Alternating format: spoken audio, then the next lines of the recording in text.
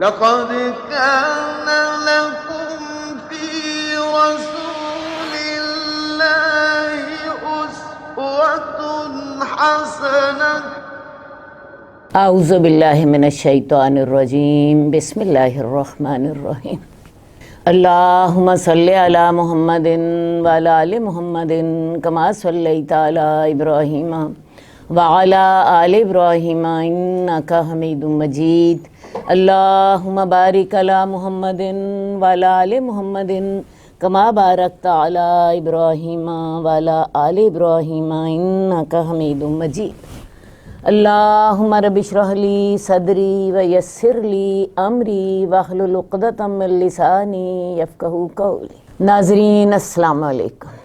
ہماری آج کی جو کلاس ہے اس کا عنوان ہے باب الرؤیا وما یتعلق بہا، خواب کا باب اور اس سے متعلق باتیں۔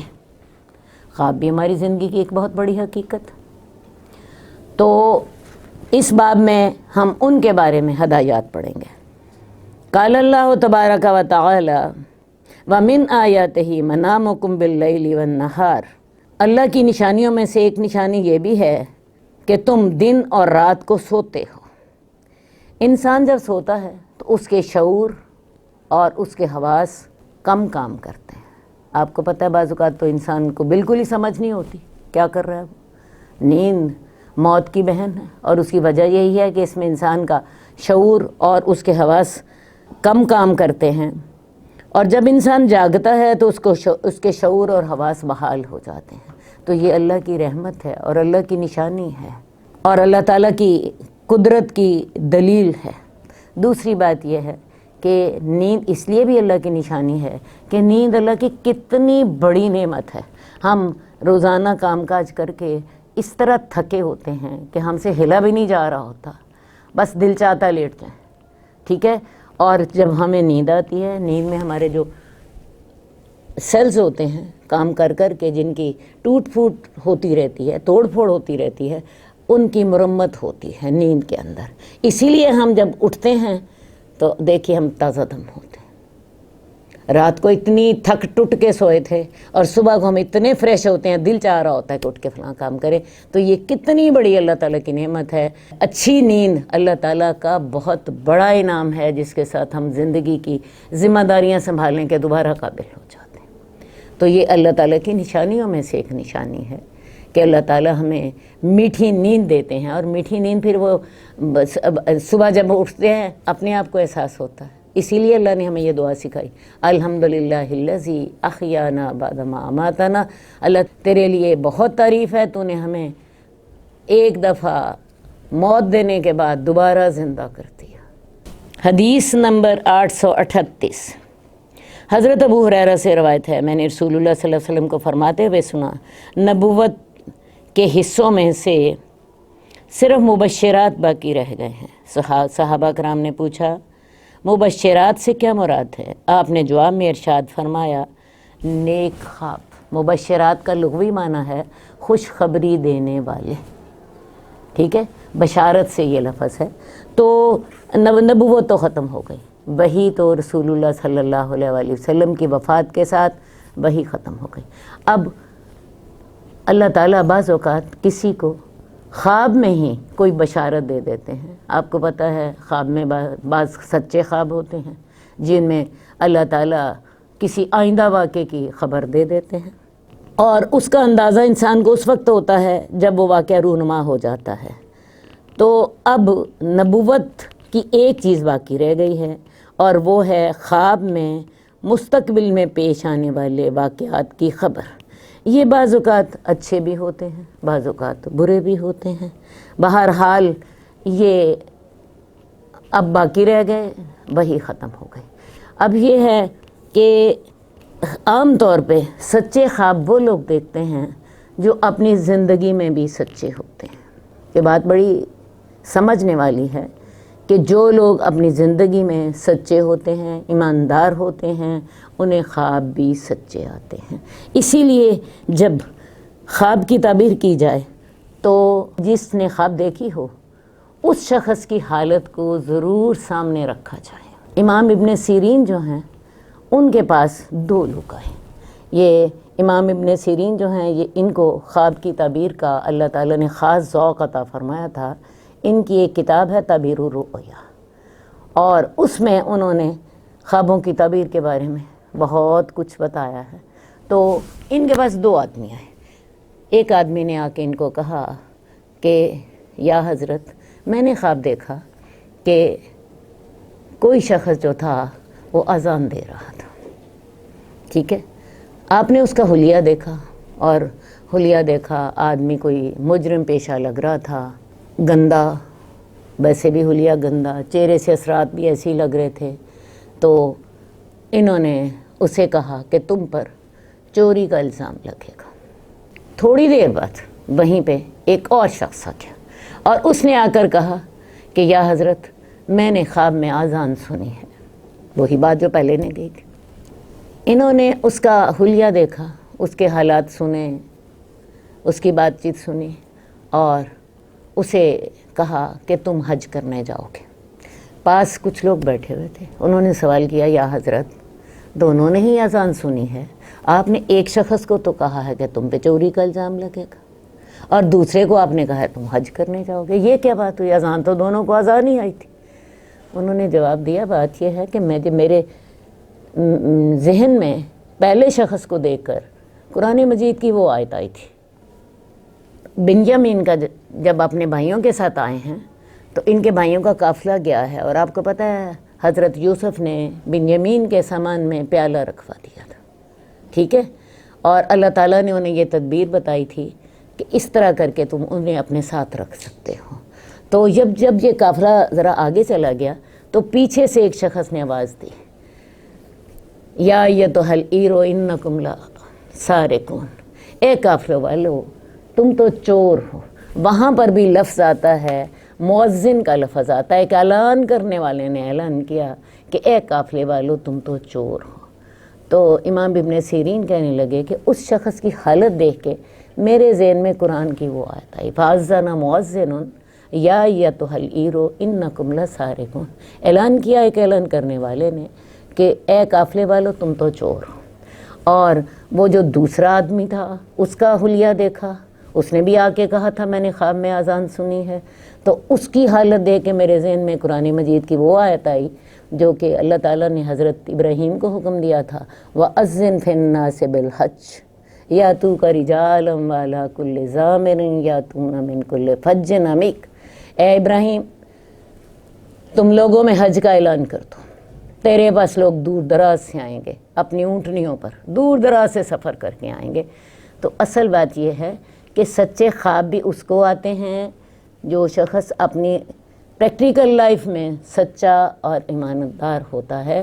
تو لہٰذا جب خوابوں کی تعبیر کی جائے تو لوگوں کے حالات کو سامنے رکھ کے خوابوں کی تعبیر کی جائے۔ جیسے میں نے آپ کو یہ امام ابن سیرین کا واقعہ بتایا ہے، مسئلہ ایک ہی تھا، دونوں نے خواب اذان دیکھی تھی، لیکن اس کو امام ابن سیرین نے اس آیت کے مطابق وَأَذَّنَ مُؤَذِّنٌ یا ایتھا العیر انکم لسارقون، اور یہ دوسرے شخص کا حلیہ دیکھ کر وہ نیک آدمی لگتا تھا، چہرے مورے سے متقی لگتا تھا، اس کو آپ نے فرمایا کہ میرے ذہن میں قرآن مجید کی وہ آیت آئی وَأَذِّن فِي النَّاسِ بِالْحَجِّ، اس کو آپ نے کہا تمہیں حج کا موقع ملے گا۔ تو خواب کی جو تعبیر ہوتی ہے وہ انسان کے حالات کے مطابق کرنی چاہیے، نمبر 1۔ اور دوسری بات میں نے آپ سے یہ کہنی ہے کہ خواب کے اعتبار سے اسے سچے خواب آتے ہیں جو تم میں سے بات کرنے میں سب سے زیادہ سچا ہو۔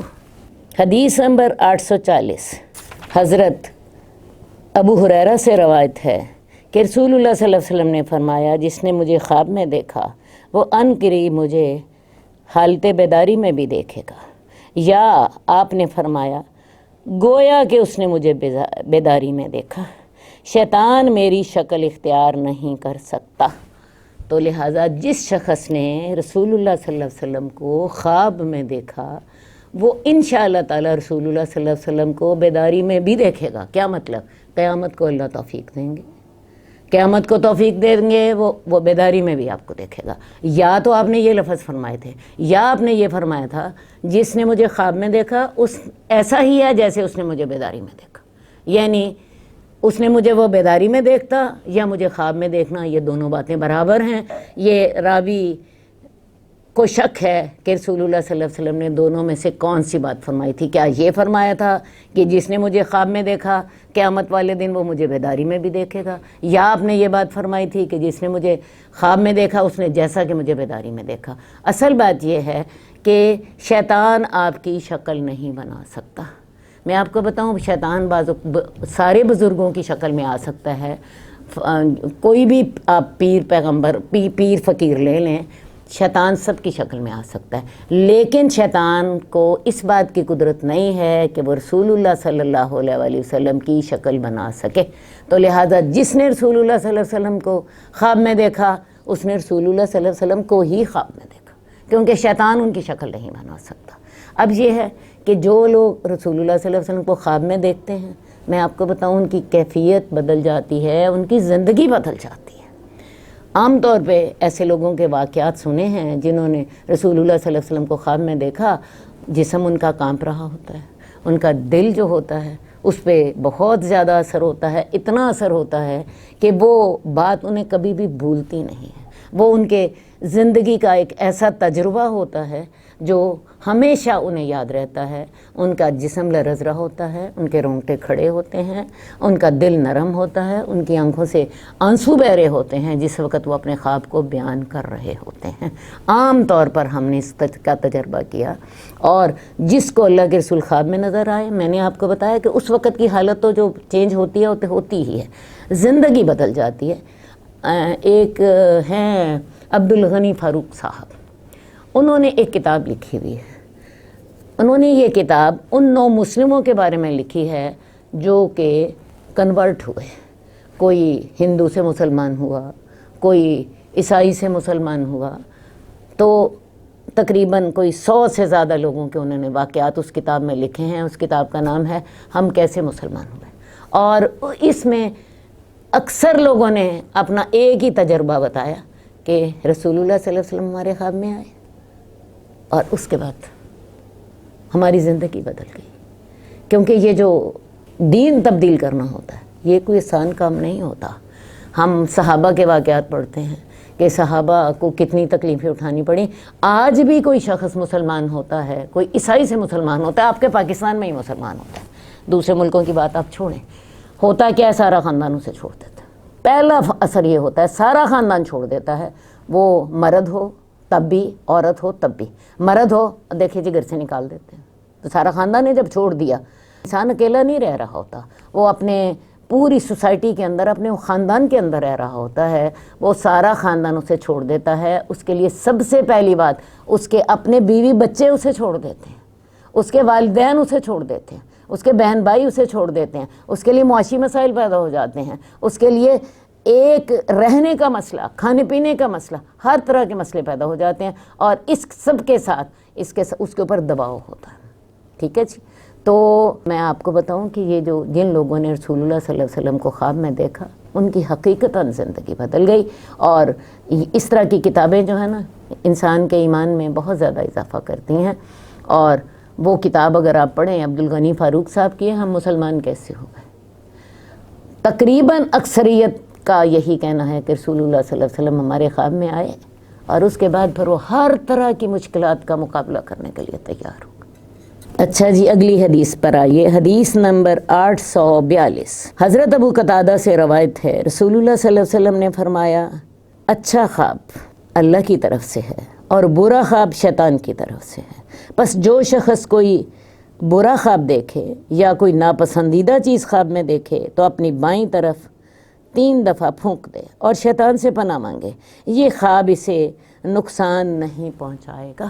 اب دیکھیں جی، خوابوں کی 3 قسمیں ہوتی ہیں۔ ایک ہے اچھے خواب، کوئی بشارت آپ کو آگی، جیسے ہم نے پچھلی حدیث میں پڑھا کہ اب صرف مبشرات باقی رہ گئے ہیں، اور خواب میں بعض اوقات اللہ تعالیٰ کو بشارت انسان کو دے دیتے ہیں۔ اچھے خواب یہ اللہ کی طرف سے ہوتے ہیں، دوسرے ہوتے ہیں برے خواب، یہ شیطان کی طرف سے ہوتے ہیں، اور تیسرے ہوتے ہیں اضغاث و احلام، پریشان خیالات، ٹھیک ہے جی. اچھے خواب آپ کو سمجھ آ گئی. کسی کو خواب آئی، ابھی میرے سے یہ کلاس شروع ہونے سے پہلے مجھے کسی نے بتایا کہ اسے خواب میں سیڑھیاں نظر آئی ہیں اور ان سیڑھیوں کے اوپر ایک اس کا نور کا حالہ تھا اور وہاں پہ اللہ کا نام لکھا ہوا تھا. میں ان کو یہ بتا رہی تھی کہ یہ اللہ کی طرف سے آپ کو خوشخبری دی گئی ہے کہ آپ اللہ کے ساتھ جڑیں گی. آہستہ آہستہ ایک ایک قدم آپ کا اوپر آپ چڑھیں گی اور آہستہ آہستہ آپ اس کو مقام پہ پہنچ جائیں گی کہ اللہ تعالیٰ کی رفاقت آپ کو مل جائے گی، آپ اللہ کی دوستی آپ کو مل جائے گی. سمجھ آئی؟ تو یہ ہے اچھا خواب. ایک ہے برا خواب. آپ اپنے آپ کو خواب میں دیکھتی ہیں کوئی ایکسیڈنٹ ہو گیا، کوئی پہاڑ میرے اوپر آ گرا، کوئی جو بہت بڑا دھماکہ ہو گیا اور میں اس میں مر رہی ہوں، کوئی ایکسیڈنٹ ہو گیا، کوئی بڑا برا فلاں مر گیا، کوئی برا خواب آپ دیکھ لیتے ہو. یہ خواب جو ہوتے ہیں یہ بعض اوقات تو غیب کی خبروں میں سے ہوتے ہیں اور بعض اوقات یہ شیطان کی طرف سے ہوتے ہیں. تیسرا خواب جو ہے وہ تیسرے ہے اضغاث و احلام. اضغاث و احلام کیا چیز ہے؟ پریشان خیالات. آپ جو سارا دن جن چیزوں میں کھپتی رہتی ہیں وہی خواب میں آ جاتی ہیں. مثال کے طور پہ گھریلو خواتین کو خواب آ جاتی ہے ڈھیر سارے مہمان آ گئے ہیں اور میرے سے انتظام کوئی نہیں ہو رہا. جو اسٹوڈنٹس ہوتے ہیں ان کو یہ خواب آ جاتی ہے کہ جی پیپر ہو رہے ہیں اور میرے سے مجھے کچھ بھی نہیں آ رہا ہے.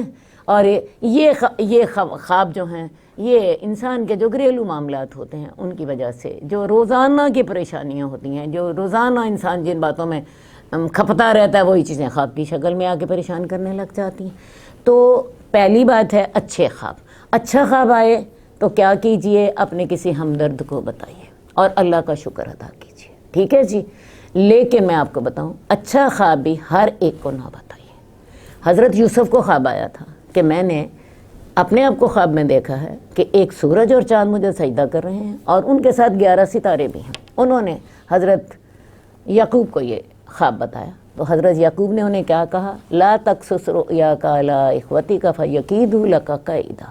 اپنا یہ خواب اپنے بھائیوں کو نہ بتانا، وہ تیرے لیے کوئی چال چلیں گے. سمجھ آ گئی؟ تو کیا سمجھ آئی؟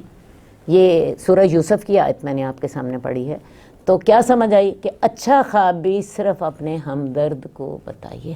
ہوتا یہ ہے بعض اوقات کسی خواب میں آپ کی ترقی کی خبر ہوتی ہے، کسی خواب میں آپ کو کوئی بشارت دی جا رہی ہوتی ہے، لیکن حاسد اس سے برے معنی لے لیتے ہیں اور آپ کے لیے کوئی چال چلنے لگ جاتے ہیں. ٹھیک ہے؟ تو اس لیے جیسے حضرت یعقوب نے حضرت یوسف کو منع کیا تھا کہ یہ خواب اپنے بھائیوں کو نہ بتانا، کیونکہ ان کے بھائی جو تھے وہ ان کے سوتیلے بھائی تھے ماں کی طرف سے. باپ تو خیر ایک ہی تھا، ماں کی طرف سے سوتیلے تھے، تو وہ تیرے لیے کوئی چال چلیں گے. تو اچھی خواب بھی صرف اپنے ہمدرد کو بتائیے. اب جہاں تک تعلق ہے بری خواب کا، بری خواب کسی کو نہ بتائیں، دنیا میں کسی کو بھی نہ بتائیں. آپ کو خواب آئی ہے کہ جی میرے اوپر سے ٹرک گزر گیا، آپ کو خواب آئی فلاں فوت ہو گیا، آپ کو خواب آئی جی جو بہت بڑا حادثہ ہو گیا ہے، قیامت آ گئی ہے. بھائی خواب میں سارا کچھ ہی ممکن ہوتا ہے. تو برا خواب آئے، آپ جی اس سے بڑی ڈر گئی ہیں، آپ کانپ رہی ہیں، آپ اٹھی ہیں، آپ کا سارا جسم ٹوٹ رہا ہے، درد ہو رہی ہے، تکلیف ہو رہی ہے، جو بھی برا خواب آیا ہے. برا خواب آپ یوں سمجھ لیں قسم کھا لیں میں نے کسی کو بھی نہیں بتانا. ایسا کریں برا خواب آئے اپنے بائیں طرف اپنا سب سے پہلے ایسا کریں اپنا کروٹ بدل لیں. جس کروٹ پہ وہ خواب آیا تھا، اگر دائیں پہلو پہ لیٹی ہوئی تھیں تو آپ بائیں پہلو پہ ہو جائیں، بائیں پہلو پہ لیٹی ہوئی تھیں تو دائیں پہلو پہ ہو جائیں. اپنی کروٹ بدل لیں. نمبر 2 بائیں طرف تھوکیں 3 دفعہ اور اعوذ باللہ من الشیطان الرجیم پڑھیں، کیونکہ میں نے آپ کو بتایا کہ برا خواب جو ہوتا ہے وہ کس کی طرف سے آتا ہے؟ شیطان کی طرف سے. تو اعوذ باللہ من الشیطان الرجیم پڑھیے، لا حول ولا قوت الا باللہ پڑھیے اور 3 دفعہ بائیں طرف تھوک دیجیے. یہ آپ نے ایک طرح سے شیطان کو اپنے آپ سے دور کیا ہے اور اس کے بعد اس خواب کو بھول جائیے. اب آپ کہیں گے کہ نہیں جی میں تو کانپ رہی ہوں اس خواب کے ڈر سے. کیا کریں؟ اللہ سے استغفار کریں، اللہ سے توبہ کریں، صدقہ کریں، کیونکہ صدقہ رد بلا ہوتا ہے. اللہ سے توبہ کیجئے، نیکی کرنے کا وعدہ کیجئے، انشاءاللہ تعالی اللہ آپ کو سکون دے گا. لیکن اس خواب کو یوں ٹریٹ کریں جیسے آپ کو وہی خواب یاد ہی نہیں. بھول جائیں اس کو، زبان سے نکالنا بھول جائیں. کیونکہ اگر برے خواب کو زبان سے نکالیں تو میں آپ کو بتاؤں وہ وہی ہو جاتا ہے جو آپ نے دیکھا ہوتا ہے. اور اس کی دلیل بھی میں آپ کو قرآن مجید ہی سے دوں گی۔ آپ کو پتہ ہے حضرت یوسف کے پاس قید میں 2 بندے آئے تھے۔ ایک بندے نے آپ سے کہا تھا کہ میں نے اپنے آپ کو دیکھا ہے کہ میں بادشاہ کو رس نچوڑ کے دے رہا ہوں۔ حضرت یوسف نے کہا تھا کہ تو اپنی اسی نوکری پہ بحال ہو جائے گا۔ اور دوسرے قیدی نے کہا تھا کہ میں اپنے آپ کو دیکھ رہا ہوں کہ میرے سر کے اوپر روٹیوں کا جو ہے ایک بڑا سا ڈھیر ہے اور پرندے اس میں سے کھا رہے ہیں۔ حضرت یوسف نے اس کو یہ خواب کی تعبیر بتائی تھی کہ تجھے سولی دی جائے گی اور پرندے تیرے سر سے کھائیں گے۔ وہ آدمی کہنے لگا کہ مجھے یہ خواب نہیں آئی۔ حضرت یوسف نے کہا قُضِیَ الْأَمْرُ الَّذِی فِیہ تَسْتَفْتِیَانِ، اس معاملے کا فیصلہ کر دیا گیا جس کے بارے میں تم دونوں میرے سے پوچھ رہے تھے۔ وہ پہلے نے پوچھا، اس کو آپ نے بتایا کہ تم اپنی نوکری پہ بحال ہو جاؤ گے، تمہیں سزا نہیں ملے گی، تم اپنی پہلی ملازمت پہ چلے جاؤ گے۔ اور دوسرے کو یہ بتایا کہ تمہیں اصولی دی جائے گی اور پرندے تمہارے سر سے کھائیں گے۔ اب وہ بیچارہ کہہ رہا ہے کہ نہیں جی مجھے تو یہ خواب نہیں آئی، لیکن قُضِیَ الْأَمْرُ الَّذِی فِیہ تَسْتَفْتِیَانِ، فیصلہ کر دیا گیا اس معاملے کا جس میں تم دونوں پوچھ رہے تھے۔ تو لہٰذا بری خواب منہ سے نکالے بھی نہیں۔ بہت سے لوگ میرے سے کہتے ہیں آپا جی میں صرف آپ کو بتا رہی ہوں خواب تعبیر کے لیے۔ ارے بھی تعبیر کے لیے ہی تو آپ نے بتائی، تو جو تعبیر ہوگی وہی چیز واقع ہو جاتی ہے، ٹھیک ہے؟ تو لہٰذا بری خواب تعبیر کے لیے بھی کسی کو نہ بتائیں۔ وہ آپ یوں سمجھ لیجئے کہ بس وہ آپ نے اپنے سینے میں ہی دفن کر لینا ہے، ٹھیک ہے؟ باقی میں نے آپ سے کہا پریشان ہیں آپ، اس کے وجہ سے بہت بے چین ہیں، صدقہ کیجئے، اللہ سے توبہ کیجئے، نماز زیادہ پڑھیے، تہجد پڑھیں، اللہ سے دعا کریں، اللہ سے استغفار کریں، اور بس۔ اب تیسرا جو مسئلہ ہے وہ کون سا ہے؟ اضغاث و آلام، روز کے خیالات، تو وہ میں نے آپ کو بتایا جو آپ روز سوچتی رہتی ہیں وہی چیز خواب میں آ جاتی، ٹھیک ہے جی؟ تو یہ تینوں قسم کے جو خوابوں کے ساتھ آپ کو کیسے ڈیل کرنا ہے یہ ہم نے دیکھ لیا۔ حدیث نمبر 844 حضرت ابو اسقا واصلہ بن اسقا سے روایت ہے کہ رسول اللہ صلی اللہ علیہ وسلم نے فرمایا بلا شبہ سب سے بڑا بہتان یہ ہے کہ آدمی اپنے باپ کے علاوہ کسی اور کی طرف نسبت کرے یا اپنی آنکھوں کو وہ دکھائے جو اس نے نہیں دیکھا، یعنی بغیر کچھ دیکھے من گڑت خواب بیان کرے یا رسول اللہ صلی اللہ علیہ وسلم کے ذمہ ایسی بات لگائے جو آپ نے ارشاد نہیں فرمائی۔ اس حدیث میں 3 باتیں بتائی گئی ہیں۔ پہلی کیا بات بتائی ہے کہ سب سے بڑا جھوٹ یہ ہے کہ انسان اپنے باپ کے علاوہ کسی اور کی طرف نسبت کرے، کہے کہ میرا باپ، اصل باپ کی بجائے فلاں میرا باپ ہے۔ اب جو شخص اپنے باپ کے ساتھ پر جھوٹ باندھتا ہے، تہمت لگاتا ہے، تو آپ دیکھیے وہ مومن ہو سکتا ہے، وہ مسلمان ہو سکتا ہے۔ جو اپنے باپ کا نہیں وہ کسی اور کا کیسے ہو سکتا؟ بڑی سیدھی سی بات، ٹھیک ہے؟ اس نے اپنی ماں پر بھی تہمت لگا دی۔ بھئی ماں اور باپ کے ساتھ مل کے وہ ان کے گھر پیدا ہوا تھا، اور اس نے اپنی ماں کے ساتھ بھی تہمت لگا دی کہ میرا تو جی فلاں باپ ہے۔ اس کا مطلب ہے کہ اس کی ماں نے اپنے جائز خاوند کے علاوہ کسی اور کے ساتھ تعلق قائم کر کے تو وہ کیا۔ اس نے اپنی ماں پر بھی تہمت لگائی، اپنے باپ کا بھی حق مارا، اور اس نے یہ سب سے بڑا بہتان باندھا۔ یہ سب سے بڑا بہتان ہے کہ جو شخص اپنے باپ کی بجائے کسی اور کو باپ بنائے یا اپنی جو ہے ذات بدل لے۔ آج کل یہ چیزیں بڑی عام ہیں۔ ایک آدمی جو ہے اس کا باپ جی چپڑاسی ہے، باپ نے بڑی محنت کر کے اسے ڈاکٹر بنایا، اپنا پیٹ کاٹ کے اس کو پڑھایا، اب خیر جی اسے بے عزتی لگتی ہے اپنی کہ میں اس کو اپنا باپ کہوں۔ ارے بھی بے عزتی لگتی ہے یا کیا لگتی ہے؟ تم دیکھو وہ آدمی کتنا عظیم ہے جس نے خود وہ چپڑاسی تھا اور اس نے اپنا پیٹ کاٹ کے تمہاری خاطر اتنی بڑی قربانی دی کہ تمہیں اس نے دنیا میں عزت سے رہنے کے قابل بنا دیا۔ تمہیں تو اس کی عزت پہلے عام آدمی سے زیادہ کرنی چاہیے۔ بات سمجھ آئیے؟ تو یہ سب سے بڑا بہتان یہ ہے کہ انسان اپنے باپ کو چھوڑ کے کسی اور کو باپ بنا لے یا اپنی ذات کو بدل دے۔ ذات کو بدلنا بھی اگر آپ دیکھیں تو بیسیکلی یہی چیز ہے۔ دوسری بات یہ ہے کہ وہ اپنی آنکھوں کو وہ دکھائے جو اس نے نہیں دیکھا، یعنی جھوٹا خواب بیان کرے، کیونکہ خواب کس کی طرف سے ہوتا ہے؟ اللہ کی طرف سے۔ خواب اللہ کی طرف سے ہوتا ہے، اور انسان جھوٹا خواب اگر بیان کرتا ہے تو وہ کس پہ تہمت لگا رہا ہے؟ اللہ پر۔ وہ اللہ پہ جھوٹ باندھ رہا ہے۔ یہ جھوٹی خواب بیان کرنا، اللہ پہ تہمت لگانا ہے۔ اور تیسری بات رسول اللہ صلی اللہ علیہ وسلم نے بتائی کہ یا ایسی رسول اللہ کے ذمہ ایسی بات لگائے جو آپ نے ارشاد نہیں فرمائی، آپ کے خلاف کوئی جھوٹی حدیث بیان کرتے، اسے پتہ ہے یہ حدیث جو ہے یہ درست نہیں ہے، یہ ضعیف ہے، یہ حدیث جو ہے یہ قابل قبول نہیں ہے، اور اس کو علم ہونے کے باوجود وہ رسول اللہ صلی اللہ علیہ وسلم پر یہ تہمت لگا دے۔ حدیث میں آتا ہے کہ من کذب علیہ متعمدا فلیتبوأ مقعدہ فی النار، جو میرے پر جھوٹ باندھے وہ اپنا ٹکانہ آگ میں بنا لے۔ ویسے بھی رسول اللہ صلی اللہ علیہ وسلم پر جھوٹ باندھنے سے کیا ہوتا ہے؟ پورے دین کا حلیہ بدل جاتا ہے، پورا دین جو ہے وہ تبدیل ہو جاتا ہے۔ تو یہ تین باتیں اس حدیث میں بتائیں گئی۔ پہلی کون سی بات؟ کہ سب سے بڑا بہتان یہ ہے کہ انسان اپنے باپ کے علاوہ کسی اور کو باپ بنائے، اور دوسرا بہتان کیا؟ اللہ پہ بہتان باندھنا کہ میں نے یہ خواب دیکھی، جھوٹی خواب بتانا، اور یہ آپ اللہ پہ تہمت لگا رہے ہیں۔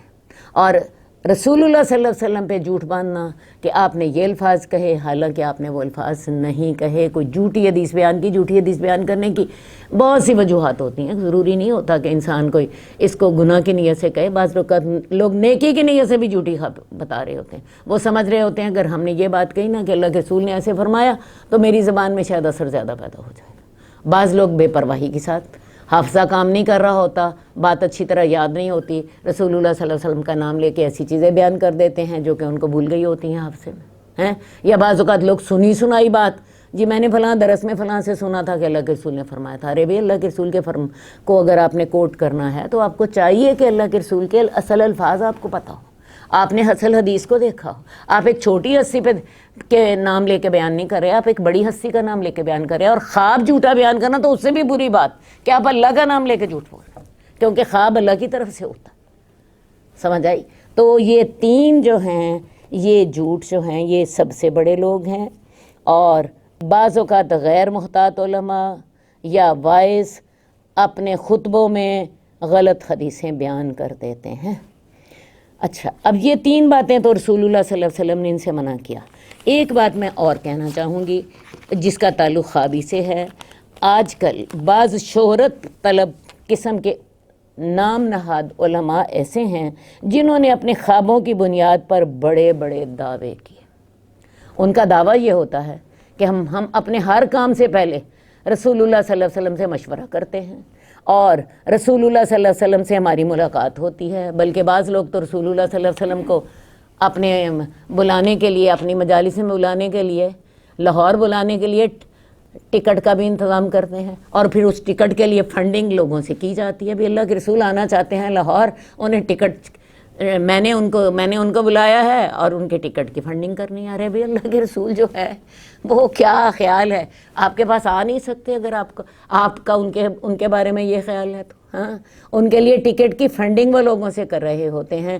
میں نام نہیں لینا چاہتی کسی کے سامنے، لیکن میں آپ کو بتاؤں کہ بہت سے علماء نے کوئی تھوڑے جھوٹ نہیں بولے اللہ کے رسول صلی اللہ علیہ وسلم پر، زیادہ جھوٹ بولے ہیں۔ بعض علماء کا خیال ہے کہ انہوں نے مصافحہ کیا ہے رسول اللہ صلی اللہ علیہ وسلم سے، ٹھیک ہے، اور اس بنا پر وہ جنت کے ٹکٹ بیچ رہے ہوتے ہیں، اور ساتھ ہی ایک حدیث بھی گڑھ دیتے ہیں کہ جس نے اس سے مصافحہ کیا، جس سے میں نے مصافحہ کیا، وہ جنت میں جائے گا۔ اور اس کی بنیاد پر انہوں نے اتنا مال اکٹھا کیا ہے۔ اللہ رحم کرے، اللہ رحم کرے، انسان اپنے مال کے لیے اللہ کے رسول کا نام استعمال کرے، اس سے زیادہ ذلیل حرکت کوئی نہیں۔ تو یہ تین باتوں کا خیال رکھیے، اللہ پہ جھوٹ نہ باندھیے، خواب اتنی بتائیے جتنی آپ کو آئی، یہ اللہ پہ جھوٹ باندھنا ہے۔ اللہ پہ رسول پہ جھوٹ باندھنا جھوٹی حدیث بیان کرنا ہے، غلط حدیث بیان کرنا ہے، خواہ وہ آپ کے حافظے میں نہیں رہی، خواہ وہ کوئی کیا وجہ تھی، حدیث بیان کرتے وقت بہت محتاط رہیے، اللہ کا اپنی خواب بیان کرتے وقت بہت محتاط رہیے، اور اپنے والد کے ساتھ جو شخص نسبت نہیں کرتا اسے چھوڑ کے کسی اور کے ساتھ نسبت کرتا ہے، یہ سب سے بڑا جھوٹ ہے۔ یہ تین جھوٹوں سے رسول اللہ صلی اللہ علیہ وآلہ وسلم نے ہمیں منع کیا۔ ایک بات میں اور آپ کو بتاتی چلی جاؤں، بعض لوگوں کا یہ طریقہ ہوتا ہے، بعض آپ پوسٹیں پڑھتی ہیں اور وہ پوسٹ میں لکھا ہوتا ہے جی خواب میں مجھے رسول اللہ صلی اللہ علیہ وسلم نظر آئے اور رسول اللہ صلی اللہ علیہ وسلم نے مجھے یہ ہدایات دیں کہ جی آج کل لوگ بہت بے دین ہو گئے ہیں، عورتیں بڑی بے حیا ہو گئی ہیں، فلاں ہو گیا فلاں ہو گیا، اب میرا یہ پیغام جو ہے اگر آپ نے 10 جگہ پہ نہ پہنچایا تو آپ کے رزق میں آپ کو فلاں مصیبت آ جائے گی، اور اگر آپ نے 10 جگہ پہ پہنچا دیا تو آپ کے رزق میں برکت ہوگی اور یہ ہوگا اور وہ ہوگا۔ اس طرح کی پوسٹیں آپ پڑھتے رہتے ہیں۔ میں آپ کو ایک بات بتاؤں، دین مکمل ہو چکا، یہ ہم پہلے پڑھ چکے ہیں، وہی ختم ہو چکی، اب دین میں کوئی نئی بات نہیں ہوگی، دین مکمل ہو چکا ہے۔ اور یہ مکمل رسول اللہ صلی اللہ علیہ وسلم پر یہ آیت اتر آئی تھی، الیوم اکملت لکم دینکم اتممت علیکم نعمتی ورضیت لکم الاسلام دینا، کہ آج کے دن میں نے تمہارا دین مکمل کر دیا، تمہارے اوپر اپنی نعمتیں تمام کر دیں، تمہارے لیے اسلام کو دین کے طور پر پسند فرما لیا۔ یہ آیت اتری تھی حجۃ الوداع کے موقع پر، جب آپ خطبہ حج دے رہے تھے 9 ذی الحج کو عرفہ کے مقام پر، یہ آپ پر آیت اتری تھی۔ اس کے بعد سے وہی مکمل ہو چکی ہے، دین بھی مکمل ہے۔ اب کوئی بھی نیا حکم خواہ کوئی 10 دفعہ کہے جی مجھے خواب میں رسول اللہ صلی اللہ علیہ وسلم نے حکم دیا تھا، میں آپ کو بتاؤں حجت نہیں ہے۔ یہ خواب اس آدمی کے اپنے لیے تو حجت ہو سکتا ہے، وہ خود اس پر عمل کر لے، لیکن اگر وہ یہ کہے کہ اس خواب کو میں لوگوں کو کہوں کہ جی مجھے رسول اللہ صلی اللہ علیہ وسلم نے یہ حکم دیا ہے یا مجھے فلاں نے یہ حکم دیا ہے تو تم اس پر عمل کرو، تو میں آپ کو بتاؤں وہی مکمل ہو چکی۔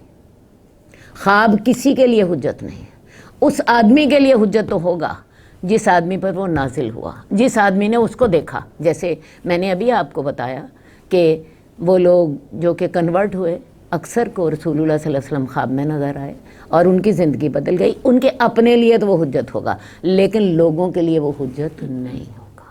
لہٰذا اگر ایسی پوسٹ آپ کو آئے نا کہ یہ جی رسول اللہ صلی اللہ علیہ وسلم نے مجھے حکم دیا ہے کہ میں آپ لوگوں کو یہ بات بتاؤں اور میں یہ آپ لوگوں کو بات بتاؤں، بات یہ ہے اس طرح کی پوسٹیں جو ہوتی ہیں ان کی کوئی حقیقت نہیں ہوتی۔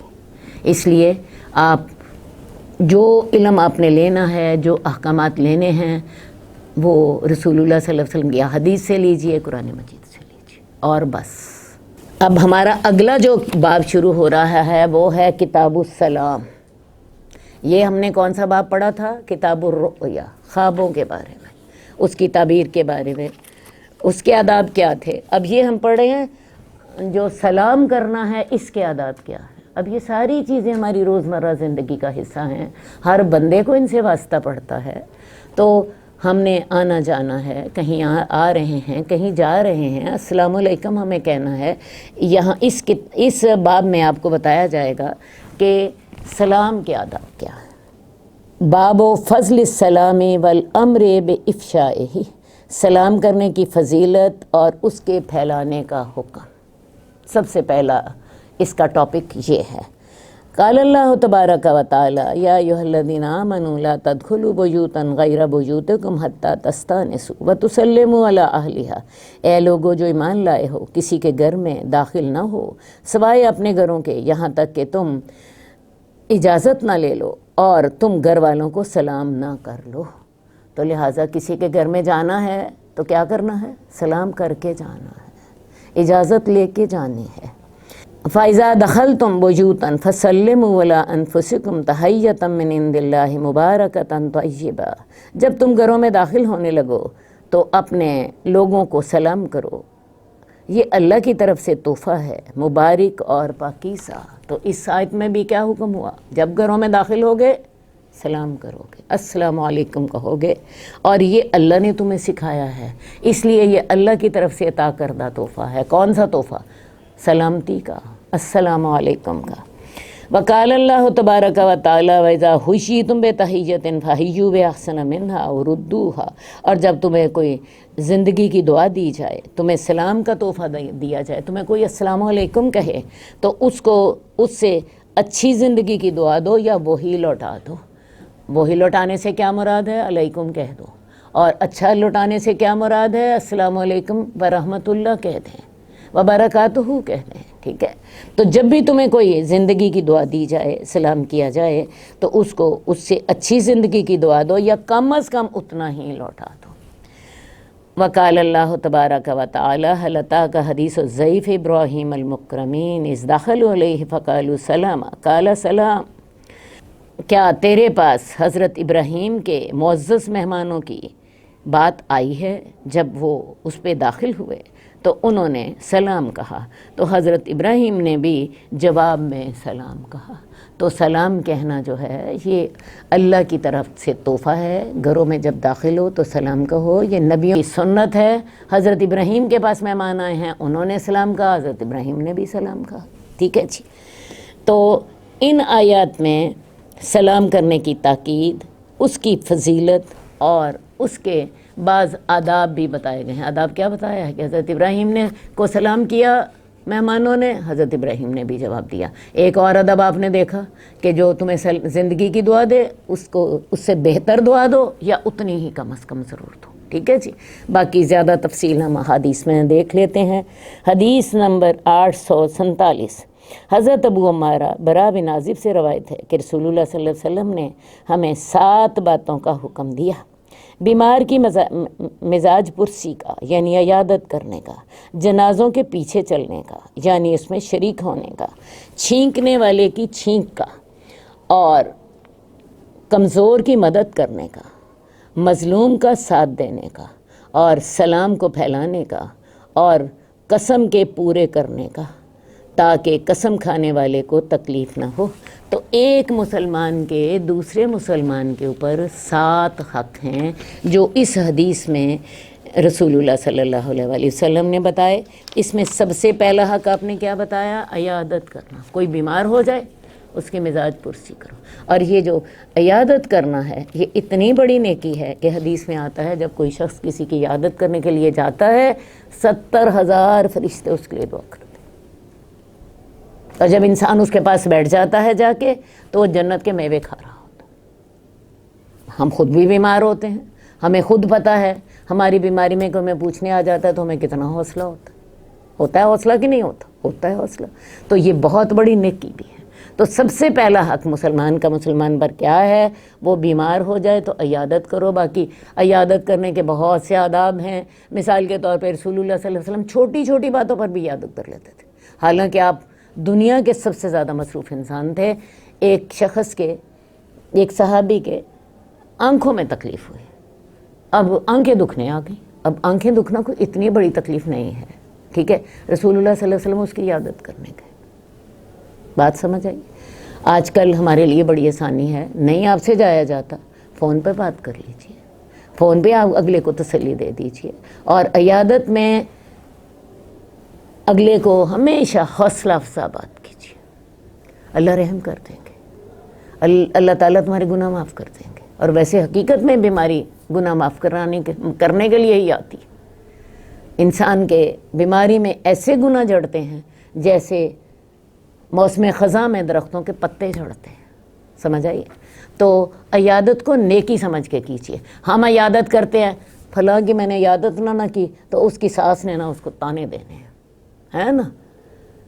ہم اس کو اس انداز میں کرتے ہیں، حالانکہ عیادت اس لیے کیجئے میرے رب کا حکم ہے، میرے رب نے یہ ایک مسلمان کا حق رکھا ہے، اور میں نے اللہ سے اس کا اجر لینا ہے۔ اس لیے نہ کیجئے فلاں میری عیادت کو آیا تھا تو میں اس کی عیادت کو چلی جاؤں۔ اور ہمارے ہاں ایسا ہی ہوتا ہے، میں فلاں کی عیادت نہ کی تو میری بیٹی کو اس کے ساتھ تانے دے کے، ہیں اس کا سسر بیمار ہے تو مجھے 2-3 دفعہ ہی جانا پڑے گا، ورنہ میری بیٹی کی جان کھا لیں گے اگلے۔ تو ان چیزوں سے اپنے آپ کو بے نیاز کر لیں، اللہ سے اجر لینے کا اپنے دل میں پکا ارادہ کر لیں۔ دوسرا کیا ہے؟ جنازوں کے پیچھے جانے کا۔ کوئی فوت ہو جائے تو تعزیت کرنی ہے، اور تعزیت مرد جو ہیں جنازے کے پیچھے بھی جائیں گے، عورتوں کا کام جو ہے وہ جنازے کے پیچھے جانا نہیں ہے، ٹھیک ہے؟ اور حدیث میں آتا ہے جو کسی کی نماز جنازہ پڑھتا ہے اس کو 1 قرات ثواب ملتا ہے، اور جو کفن اس کے دفن تک ساتھ رہتا ہے، یعنی نماز جنازہ ہو گئی، نماز جنازہ ہونے کے بعد آپ اس کے دفن تک اس کے ساتھ رہے، اس کو 2 قرات کا ثواب ملتا ہے۔ پوچھا گیا قرات کتنا ہوتا ہے؟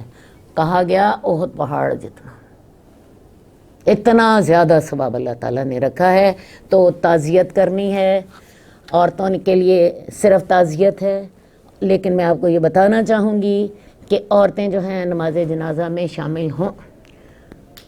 حضرت عائشہ رضی اللہ تعالیٰ عنہا رسول اللہ صلی اللہ علیہ وسلم کے پیچھے حضرت بیضاء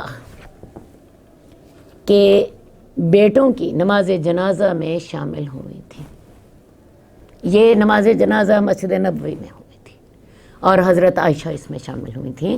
تو لہٰذا خواتین جو ہیں وہ ہر موقع پہ ان کاموں سے علیحدہ ہوتی ہیں. نہ انہیں مسجد کا پتہ ہوتا ہے، نہ انہیں نماز جنازہ کا پتہ ہوتا ہے، لیکن سارے بازار کو اچھی طرح وہ گھوم کے ان کو پتہ ہوتا ہے. حالانکہ بازار اللہ کی ناراضگی کی سب سے بڑی جگہ ہے اور مسجد اللہ کی خوشنودی کی سب سے بڑی جگہ ہے. عورتوں نے مسجد جانا نہیں، بازار جانا چھوڑنا نہیں. اسی طرح جنازوں وغیرہ کے نماز جنازہ وغیرہ میں بھی عورتوں نے اپنا کام صرف رونا دھونا رکھا ہوا ہے. میں آپ کو بتا دوں، اگر کوئی عورت نوحہ کرتی ہے، اللہ کے رسول کا فرمان میرے سے سن لیجئے، جس نے اپنے کپڑے پھاڑے، جس نے اپنے گال پیٹے، جس نے جاہلیت کی پکاری فلیس منا، وہ ہم سے نہیں. صحیح ہے؟ تو ایسا نہ ہو کہ آپ جس کام کو نیکی سمجھ رہی ہوں وہ اصل گناہ ہو. ٹھیک ہے؟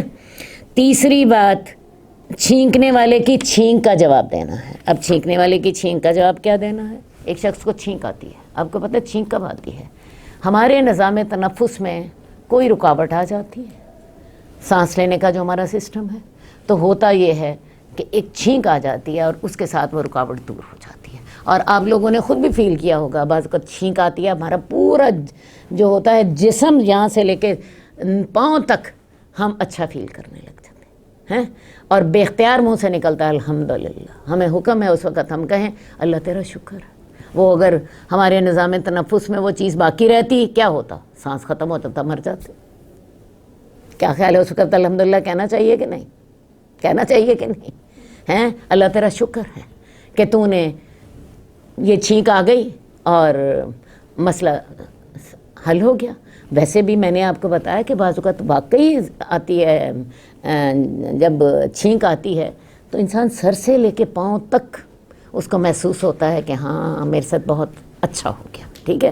تو الحمدللہ اس وقت کہیں. الحمدللہ آپ کہیں گے، جو سنے گا اس الحمدللہ کو اسے کہنا چاہیے یرحمک اللہ، اللہ تجھ پہ رحم کرے. اور جس کو چھینک آئی تھی وہ دیکھے کہ یہ شخص مجھے دعا دے رہا ہے کہ اللہ تجھ کو رحم کرے، وہ اس کو پھر دعا دے گا. پہلا شخص کیا کہے گا؟ الحمدللہ. دوسرا کیا کہے گا؟ یرحمک اللہ. ہاں، اور پہلے والا آدمی پھر اس کو دعا دے گا. ٹھیک ہے جی؟ اور یہ چکر چلتا رہے گا. بہانے سے اللہ نے ہمیں سکھایا ہے ایک دوسرے کو دعائیں دو، ایک دوسرے کو دعائیں دو، ایک دوسرے کے ساتھ ہمدردی کرو، اجر تمہیں ملتا رہے گا بہانے سے. ٹھیک ہے جی؟ ہمارے ہاں کیا ہوتا ہے، ایک آدمی کو آتی ہے چھینک آتی ہے، وہ کہتا ہے جی سوری، حالانکہ اس نے کون سا گناہ کیا بھائی؟ اس نے کون سا گناہ کیا جس کے لیے سوری کہا جا رہا ہے؟ تو بات یہ ہے، یہ یورپینز کے ایٹیکیٹس ہیں. ہمارے ایٹیکیٹس کیا ہیں؟ یرحمک اللہ. اور پہلا والا پھر الحمدللہ کہنے والا کہے گا یہدیکم اللہ ویصلح بالکم، اللہ تمہیں ہدایت دے اور تمہارے حالات بہتر کر دے.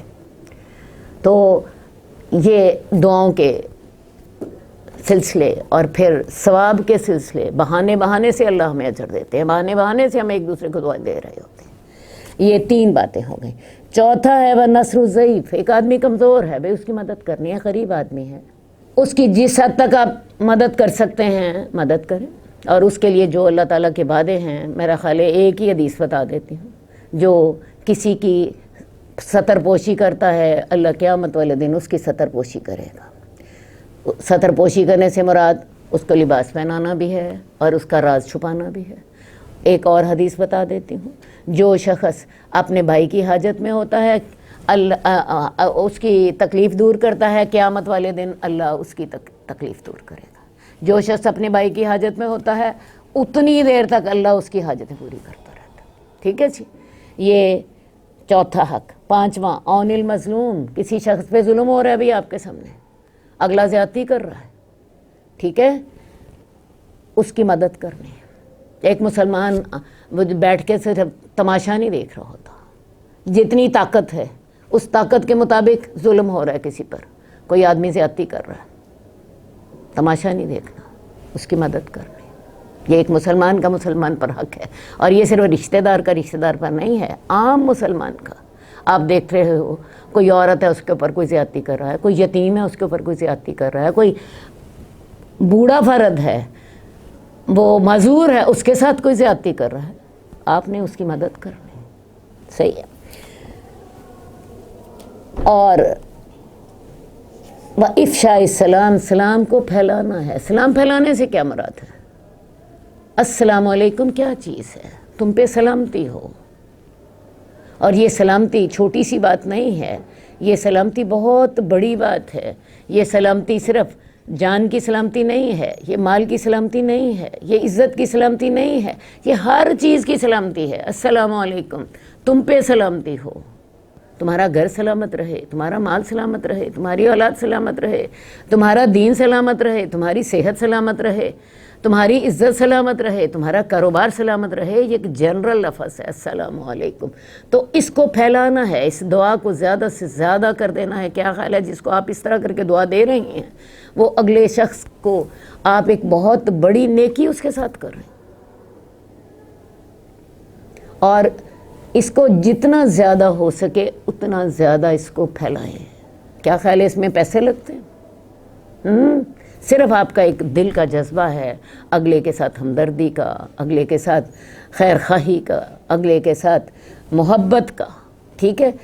تو یہ بھی اللہ کے رسول صلی اللہ علیہ وسلم نے ہمیں چھٹا حکم دیا ہوا، ابرار المقسمی۔ کوئی شخص اگر قسم کھا لے، فرض کیا ایک قسم شخص کھا لیتا ہے میں فلاں نیکی کروں گا، اب اس کی قسم پوری ہونے کے لیے اس کو مشکل لگ رہا ہے، آپ اس کے ساتھ اس نیکی میں اس کے ساتھ تعاون کریں تاکہ وہ اپنی قسم پوری کر سکے۔ ہاں اگر اس نے گناہ کی قسم کھائی ہے تو گناہ کی قسم میں تعاون نہیں کرنا۔ وَتَعَاوَنُوا عَلَى الْبِرِّ وَالتَّقْوَىٰ وَلَا تَعَاوَنُوا عَلَى الْإِثْمِ وَالْعُدْوَانِ۔ نیکی میں تعاون کیجئے، تقوی میں تعاون کیجئے، گناہ میں اور زیادتی میں تعاون نہیں کرنا۔ بات سمجھ آ گئی؟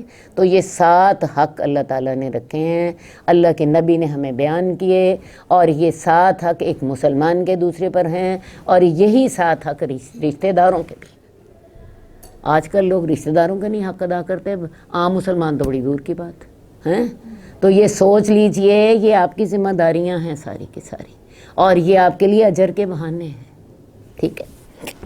حدیث نمبر 848، حضرت ابو ہریرہ سے روایت ہے، رسول اللہ صلی اللہ علیہ وسلم نے فرمایا تم جنت میں نہیں جاؤ گے جب تک کہ ایمان نہ لاؤ، اور تم تب تک ایمان نہیں لاؤ گے جب تک ایک دوسرے سے محبت نہ کرو۔ ہیں کیا بات میں سمجھ آئی ہے؟ ایک مومن آدمی جنت میں جا سکتا، ٹھیک ہے، اگر وہ مومن نہیں ہے، ایمان والا نہیں ہے تو جنت میں نہیں جا سکتا، اور تم تب تک ایمان نہیں لاؤ گے جب تک تم ایک دوسرے سے محبت نہ کرو۔ کس سے محبت کرنی ہے؟ مومن نے مومن سے، مسلمان نے مسلمان سے، تمام مسلمان آپس میں بھائی بھائی ہیں۔ یہ اسی حدیث کی تشریح ہے، انما المؤمنون اخوہ، بے شک مومن بھائی بھائی ہیں، تو یہ تمام آپس میں بھائی بھائی ہیں، اور تم تب تک مومن نہیں ہوگے جب تک کہ ایک دوسرے سے محبت نہ کرو۔ اب ہمارے ہاں کیا ہے جی، سگا بھائی دوسرے کا دشمن بنا ہوا ہے۔ مسلمان کے مسلمان سے محبت تو دور کی بات ہے، سگا بھائی بھی دوسرے کا دشمن بنا ہوا ہے، جبکہ اللہ کے رسول صلی اللہ علیہ وسلم کے فرماتے ہیں کہ تم مومن نہیں ہوگے جب تک کہ ایک دوسرے سے محبت نہ کرو، اور جب تک مومن نہیں ہوگے جنت میں نہیں جاؤ گے۔ تو لہٰذا جنت میں اگر جانا ہے تو اس کے لیے ایمان ضروری ہے، اور ایمان لانے کے لیے کیا ضروری ہے؟ ایک دوسرے سے محبت کرنا، باہمی محبت کرنا، ٹھیک ہے جی۔ اور میں تمہیں ایسی چیز نہ بتاؤں کہ جب تم اسے اختیار کرو گے تو آپس میں محبت کرنے لگ جاؤ گے۔ محبت کرنے کا طریقہ اللہ کے رسول صلی اللہ علیہ وسلم فرماتے ہیں، میں تمہیں بتا دیتا ہوں، اور وہ محبت کرنے کا طریقہ کیا ہے؟ افشوا السلام بینکم، اپنے اندر سلام کو رواج دو۔ تو لہٰذا جب تک انسان سلام کو رواج نہیں دیتا، لوگوں کے اندر محبت پھلتی پھولتی نہیں، اور جب تک محبت نہیں ہوتی تب تک ایمان نہیں ہوتا، اور جب تک ایمان نہیں ہوتا جنت نہیں ملتی۔ تو لہٰذا ایمان اور جنت کا تعلق بھی آپ نے دیکھ لیا، اور ایمان اور السلام علیکم کا تعلق بھی آپ نے دیکھ لیا۔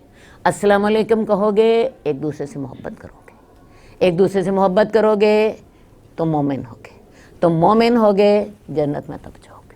تو لہٰذا السلام علیکم آپ کا راستہ بن گیا کس کا؟ جنت میں جانے کا۔ ایک بہت بڑی بات آپ کو یہ سمجھ لینی چاہیے، یہ حدیث آپ کو واضح کر رہی ہے کہ جب تک مسلمان آپس میں محبت نہیں کرتے وہ جنت میں نہیں جا سکتا، ان کا ایمان ہی نہیں ہوگا۔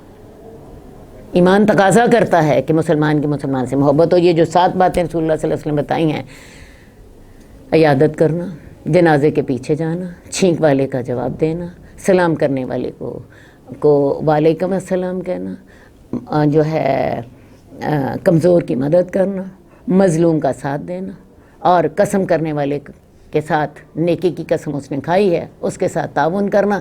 تو یہ ساری جو ہیں باتیں اللہ تعالیٰ نے ایک مسلمان کا حق رکھی۔ اللہ تعالیٰ ہمیں ان باتوں کو سمجھنے کی توفیق دے۔ آج جس ماحول میں ہم بیٹھے ہیں وہاں پہ سوائے حسد، بغض، کینہ، غصہ اور ظلم اور زیادتی اس کے علاوہ اور کچھ نہیں۔ ایسا ہی ہے یا نہیں ہے؟ ایسا ہی ہے۔ لیکن بات یہ ہے، یہ حدیث پڑھنے کا، قرآن پڑھنے کا مقصد ہی یہی ہے کہ سیدھا راستہ ہمیں نظر آتا رہے، اور شیطان کے جو دھوکے ہیں اور شیطان کے جو طریقے ہیں ہم ان سے واقف رہیں تاکہ ہم ان سے بچ سکیں۔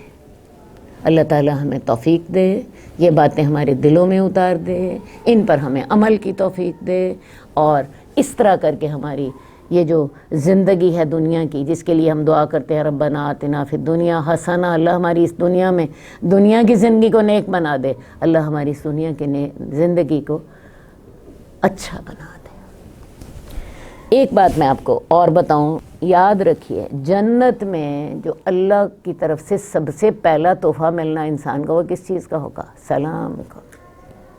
سلام قول من رب الرحیم۔ جنتی جنت میں جائیں گے، سب سے پہلا تحفہ جنت میں کون سا ہوگا؟ سلامتی کا۔ ہیں، یہ اتنا بڑا تحفہ ہے، یہ اتنا بڑا تحفہ ہے کہ جنت میں سب سے پہلا تحفہ سلام کا ملے گا۔ سلام قول من رب الرحیم، سورہ یاسین کی آیت ہے۔ سلامتی ہو، یہ رب رحیم کی طرف سے تمہیں یہ تحفہ ملا ہے۔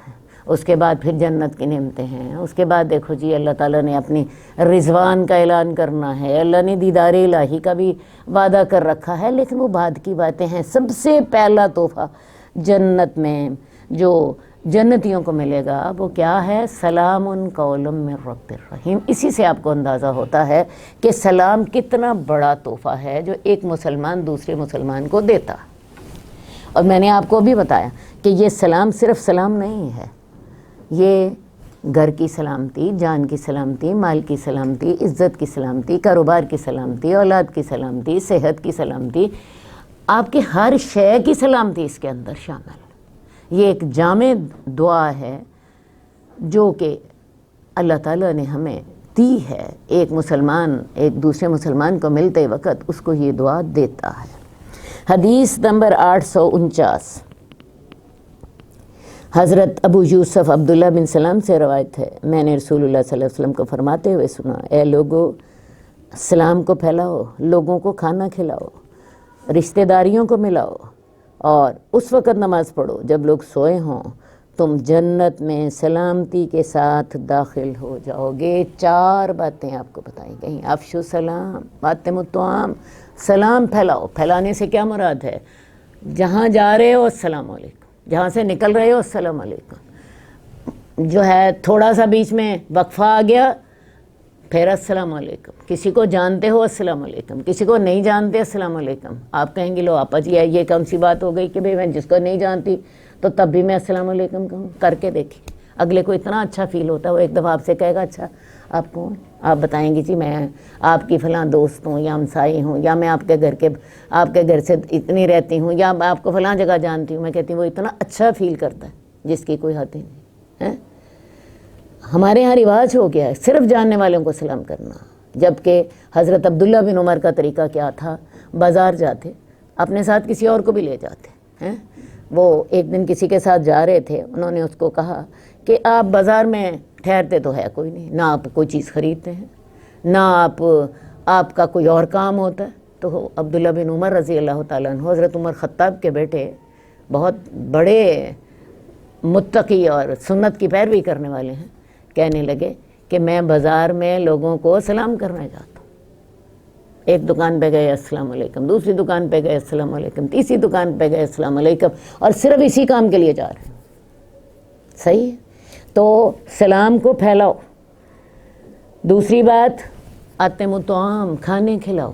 اب کھانے کھلانے سے ہم عام طور پہ یہ سمجھتے ہیں بھوکے کو کھانا کھلا دو، حالانکہ بھوکے کو نہیں کھانا کھلانا، بھوکے کو تو کھلانا ہی ہے، بلکہ مجھے یوں کہنا چاہیے کہ بھوکے کو تو کھلانا ہی ہے۔ رشتہ داروں کو کھلاؤ، اپنے ملنے جلنے والوں کو کھلاؤ، اپنے کلاس فیلو کو کھلاؤ، اپنے جو ہیں جو بھی آپ کے آمنے سامنے ہے اس کو کھلاؤ کھانا۔ امیر کو کھلاؤ، غریب کو کھلاؤ، رشتہ دار کو کھلاؤ۔ اس کی وجہ یہ ہے کہ کھانا ہر بندے کی مجبوری ہے کہ نہیں؟ چھوٹے کی، بڑے کی، امیر کی، غریب کی، ہر بندے کی ضرورت ہے۔ اب پیاس بھی ہر بندے کی ضرورت ہے، اور کھانا بھی ہر بندے کی ضرورت ہے۔ اور کھانا جب آپ کسی کو کھلا دیتے ہو، آپ کا اور اس کا ایک تعلق جوڑتا ہے، ایک محبت بڑھتی ہے۔ جیسے سلام سے محبت بڑھتی ہے، کھانا کھلانے سے محبت بڑھتی ہے۔ آپ دیکھ لیجئے دنیا میں جتنی ڈیلنگز ہوتی ہیں، کوئی کاروباری ڈیلنگز ہو رہی ہیں، کوئی سیاست میں ہو رہے ہیں معاملات، کوئی جو ہوتی ہیں کسی بھی قسم کی ڈیلنگز ہو رہی ہوتی ہیں، ساری کھانے کی میز پر ہوتی ہیں۔ ایسا ہی ہوتا ہے کہ نہیں؟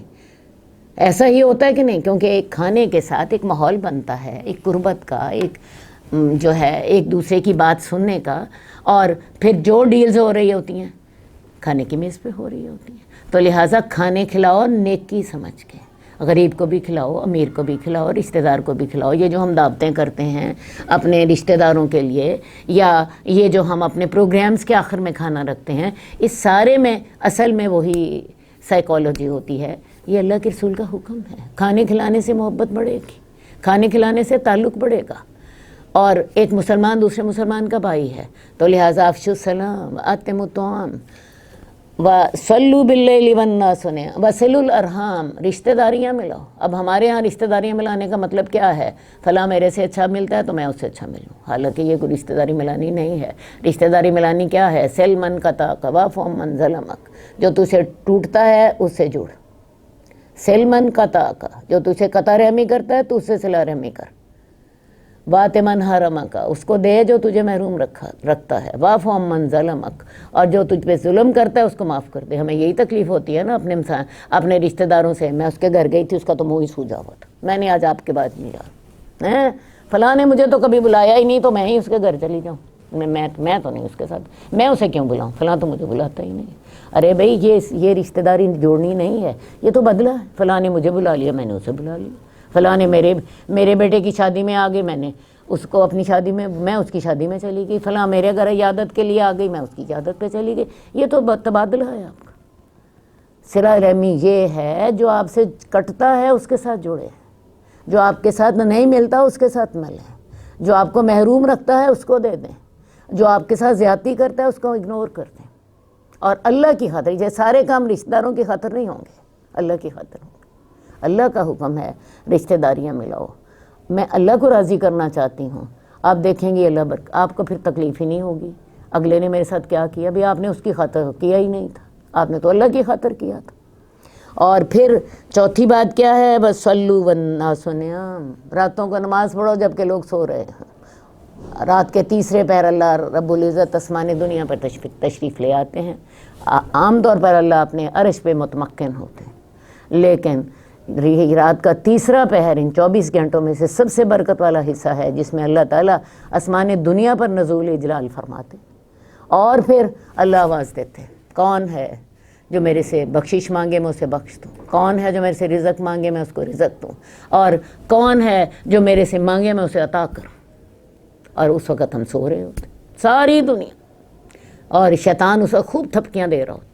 آپ آج کل کا حال دیکھ لیجئے، رات 12 بج جاتے ہیں، بلکہ بعض لوگوں کو تو 2 بج جاتے ہیں، ٹی وی کے پروگرام دیکھتے ہوئے، باتیں کرتے ہوئے، اور جب وہ آخری تہائی رات کی کا وقت آتا ہے اس وقت سارے بستر پر پڑے ہوتے ہیں اور صبح فجر کی نماز کا بھی ہوش نہیں ہوتی اور اپنی زندگی سے ساری برکتیں ختم کر لیتے۔ یہ جو آخری تہائی ہے یہ دن رات کا وہ بہترین حصہ ہے جس میں اللہ تعالیٰ اپنی مخلوق کے سب سے زیادہ قریب ہوتے ہیں، آسمان دنیا پہ تشریف لاتے ہیں، آواز دیتے ہیں، ہاتھ پھیلا دیتے ہیں، آوازیں دے رہے ہوتے ہیں، میرے سے مانگو میں تمہیں دوں، اور ہم سو رہے ہوتے ہیں اور شیطان ہمیں خوب تھپکیاں دے رہا ہوتا ہے، ابھی سو جاؤ، ابھی نہیں اٹھنا، کیونکہ ابھی تو لیٹے تھے، صبح فجر کی نماز بھی نہیں پڑھتے۔ ٹھیک ہے جی، تو یہ 4 کام آپ کر لیں، تدخلوا الجنت بسلام، جنت میں سلامتی کے ساتھ داخل ہو جاؤ گے۔ دوبارہ 4 کام آپ کو بتا دیتی ہوں۔ سلام کو پھیلاؤ، کھانے کھلاؤ، صلہ رحمی کرو، راتوں کو نماز پڑھو، اللہ کی جنت میں سلامتی کے ساتھ داخل ہو جاؤ گے۔ کیا خیال ہے جو شخص تہجد پڑھے گا وہ فرض نمازیں پڑھے گا کہ نہیں پڑھے گا؟ بولو، پڑھے گا نا؟ تو جو نوافل ادا کر رہا ہے اتنے اہتمام کے ساتھ اپنی نیند چھوڑ کے، وہ فرض بھی ادائیگی کرے گا۔ تو بات یہ ہے، یہ 4 کام کر لیں، افشوا السلام واتموا الطعام وصلوا الارحام وصلوا باللیل والناس نیام۔ یہ 4 کام کر لو، اپنے رب کی جنت میں سلامتی کے ساتھ چلے جاؤ گے۔ یہ راستہ ہے جانے کا۔ باقی یہ بات بالکل ٹھیک ہے، اس میں آپ کو اپنی خواہشات پہ قابو پانا ہوگا، اپنا ٹائم ٹیبل سیٹ کرنا ہوگا، اپنے آپ کو اللہ کی رضا کے مطابق اپنے معاملات چلانے ہوں گے۔ اچھا جی، آگے چلتے ہیں۔ اگلا ہمارا باب ہے باب کیفیت السلام۔ ابھی تو ہم نے پڑھا ہے سلام کی فضیلت کیا ہے اور ہمیں اس کو پھیلانے کا حکم دیا گیا۔ اب ہے کہ کیفیت السلام، سلام کی کیفیت کیا ہونی چاہیے، اس کے آداب کیا ہیں۔ حدیث نمبر 851، حضرت عمران بن حسین سے روایت ہے، ایک آدمی رسول اللہ صلی اللہ علیہ وسلم کی خدمت میں حاضر ہوا اور اس نے کہا السلام علیکم۔ آپ نے اس کے سلام کا جواب دیا، پھر وہ شخص بیٹھ گیا۔ رسول اللہ صلی اللہ علیہ وسلم نے فرمایا اس کے لیے 10 نیکیاں ہیں۔ ایک دوسرا آدمی آیا، اس نے کہا السلام علیکم ورحمۃ اللہ۔ آپ نے اس کے سلام کا بھی جواب دیا، وہ بھی بیٹھ گیا۔ آپ نے فرمایا اس کے لیے 20 نیکیاں ہیں۔ پھر ایک اور آدمی آیا اور اس نے کہا السلام علیکم ورحمۃ اللہ وبرکاتہ۔ آپ نے اس کے سلام کا جواب دیا، وہ بھی بیٹھ گیا، تو آپ نے فرمایا اس کے لیے 30 نیکیاں ہیں۔ لہٰذا پتہ چلا آپ کو، خالی کوئی کہتا ہے السلام علیکم، 10 نیکیاں، آپ جواب دیتے ہیں وعلیکم، 10 نیکیاں آپ کی بھی، 10 اس کی، 10 آپ کی۔ اگر وہ شخص آپ کو کہتا ہے السلام علیکم ورحمۃ اللہ، 20 نیکیاں، کیونکہ اس نے رحمۃ اللہ کا اضافہ اور کر دیا، آپ کو 2 دعائیں دے دیں، آپ پہ سلامتی بھی ہو، اللہ کی رحمت بھی ہو۔ اور اگر آپ یہ کہیں السلام علیکم ورحمۃ اللہ وبرکاتہ، آپ نے 3 دعائیں کر دیں، تم پر اللہ کی سلامتی ہو، اللہ کی رحمت ہو، اللہ کی برکت ہو، آپ کو 30 نیکیاں۔ اسی طرح جواب میں آپ بھی جواب اسی طرح دیتی ہیں، وعلیکم کہتی ہیں تو 10 نیکیاں، وعلیکم السلام ورحمۃ اللہ 20 نیکیاں، وعلیکم السلام ورحمۃ اللہ وبرکاتہ 30 نیکیاں۔ سمجھ آ گئی؟ تو یہ نیکیاں حاصل کرنے کا بڑا آسان طریقہ ہے۔ رسول اللہ صلی اللہ علیہ وسلم کی اپنی سنت مبارک بھی یہ تھی کہ آپ سلام میں ہمیشہ پہل فرماتے، ٹھیک ہے؟ اور اگر لوگ زیادہ ہوتے تو رسول اللہ صلی اللہ علیہ وسلم 3 دفعہ سلام کرتے تاکہ سارے لوگ سلام سن لیں اور کسی کو یہ شکوہ نہ ہو کہ میں نے آپ کا سلام نہیں سنا۔ جو لوگ زیادہ ہوتے رسول اللہ صلی اللہ علیہ وسلم 3 دفعہ سلام کرتے، السلام علیکم ورحمۃ اللہ، السلام علیکم، السلام علیکم۔ تو ان چیزوں کو اپنائیے تاکہ ہمیں یہ نیکیاں بھی ملتی رہیں۔ اور ابھی ہم نے پڑھا سلام کریں گے تو کیا ہوگا؟ محبت پیدا ہوگی۔ محبت، جب تک ایک دوسرے سے محبت نہیں کریں گے تب تک ایمان نہیں ہوگا، جب تک ایمان نہیں ہوگا جنت میں نہیں جا سکتے۔ یہ ایک چین آپ کی بن رہی ہے، تو زیادہ سے زیادہ اس کا اہتمام کریں۔ اب ایک اور طریقہ ہے، ایک طریقہ تو یہ ہے ایک آدمی آیا، آپ نے سلام کر دیا اور آپ نے جواب دے دیا، نیکیاں لے لیں۔ ایک اور طریقہ ہے آپ کسی غیر موجود کو سلام بھیج دیتے ہیں، یہ بھی رسول اللہ صلی اللہ علیہ وسلم کی سنت مبارک تھی، فلاں کو میرا سلام دے دینا۔ اللہ تعالیٰ آسمان سے حضرت خدیجہ رضی اللہ تعالیٰ عنہ کو سلام بھیج رہے ہیں جی، اور انہیں جنت کی خوشخبری دے رہے ہیں، ٹھیک ہے جی۔ حضرت جبریل بھی حضرت خدیجہ کو سلام بھیج دے رہے ہیں، ٹھیک، حضرت جبریل حضرت عائشہ کو سلام عرض کر رہے ہیں، ٹھیک ہے جی۔ تو ان طریقوں کو اپنائیے۔ سلام کرتے ہوئے میں ہمارے پیسے لگتے ہیں، ہاں، آپ کا نیت اور آپ کا جذبہ ضرور ہوتا ہے، اور اس کے ساتھ جو فائدہ ہوتا ہے یہ جنت کا راستہ ہے۔ میں نے ابھی آپ کے سامنے بار بار آپ کو بتایا، سلام کرنے سے محبت بڑھتی ہے، ایک دوسرے سے محبت کرنے سے ایمان بڑھتا ہے، ایمان کے ساتھ آپ کو جنت ملتی ہے، بڑی سیدھی سی بات ہے۔ حدیث نمبر 855، اسما بنت یزید سے روایت ہے، رسول اللہ صلی اللہ علیہ وسلم ایک روز مسجد سے گزرے، وہاں عورتوں کی ایک جماعت بیٹھی ہوئی تھی، آپ نے ہاتھ کے اشارے سے سلام کیا۔ اب یہ بھی وہی بات ہے کہ بھئی اگر آپ ذرا دور ہوں، رسول اللہ صلی اللہ علیہ وسلم مسجد سے گزرے ہیں، عورتوں کی ایک جماعت بیٹھی ہوئی، آپ نے ہاتھ کے اشارے سے سلام کیا، لیکن ساتھ ہی حدیث میں یہ بھی ہے کہ آپ نے الفاظ اور اشارہ دونوں کو جمع فرما لیا۔ نرا اشارے سے سلام کرنا یہ سنت نہیں ہے۔ ہاں، یہ ہو سکتا ہے آپ السلام علیکم اپنے زبان سے بھی کہیں اور ساتھ ہاتھ سے اشارہ بھی کر دیں، ٹھیک ہے۔ نرا ہاتھ سے اشارہ کرنا یہ اسلام کا طریقہ سنت نہیں ہے۔ رسول اللہ صلی اللہ علیہ وسلم نے عورتوں کو اشارہ کیا، لیکن ساتھ رسول اللہ صلی اللہ علیہ وسلم نے السلام علیکم کے منہ سے الفاظ بھی ادا فرمائے، ٹھیک ہے جی۔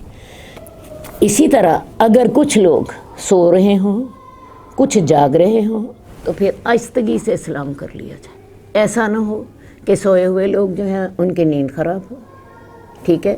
رسول اللہ صلی اللہ علیہ وسلم رات کو تہجد پڑھتے تھے، حضرت عائشہ سو رہی ہوتی تھیں، رسول اللہ صلی اللہ علیہ وسلم ان کی نیند کا خیال رکھتے، ٹھیک ہے، ایسا چپکے سے نکل جاتے۔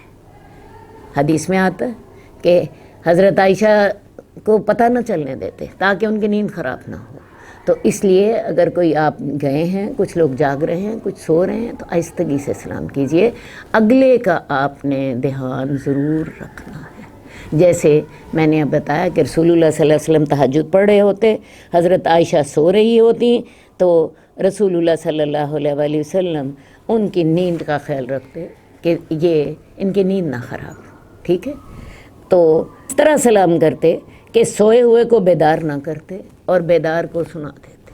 حدیث نمبر 857، یہاں پھر سلام کے آداب مزید بتائے جا رہے ہیں۔ حضرت ابو ہریرہ سے روایت ہے، رسول اللہ صلی اللہ علیہ وسلم نے فرمایا، سوار پیادہ چلنے والے کو اور چلنے والا بیٹھے ہوئے کو سلام کرے، اور تھوڑے لوگ زیادہ لوگوں کو سلام کریں۔ یہ ہیں آداب کہ کوئی سوار ہے وہ پیدل چلنے والوں کو وہ سلام کرے گا، پیدل چلنے والے بیٹھے ہوئے لوگوں کو سلام کریں۔ پیدل چل رہے ہیں، راستے میں کچھ لوگ بیٹھے ہوئے ہیں، چلنے والا ان کو سلام کر کے جائے گا، اور تھوڑے لوگ زیادہ لوگوں کو سلام کریں۔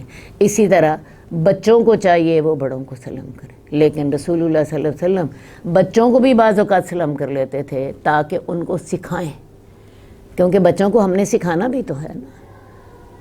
تو بچوں کو سکھانے کی غرض سے آپ بچوں کو سلام کر لیتے تھے، ورنہ اصول یہی ہے کہ چھوٹے بڑوں کو سلام کریں، صحیح ہے۔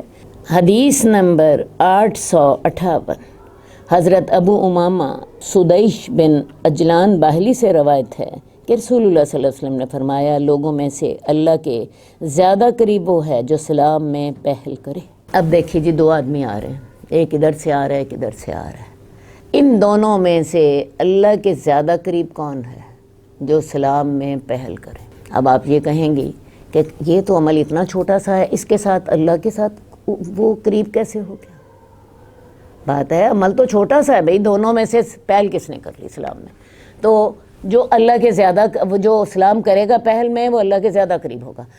اصل بات یہ ہے کہ سلام کرنے سے آپ کے اندر عاجزی آتی ہے، سلام میں ابتدا کرنے سے آپ کی عاجزی کا پتہ چلتا ہے۔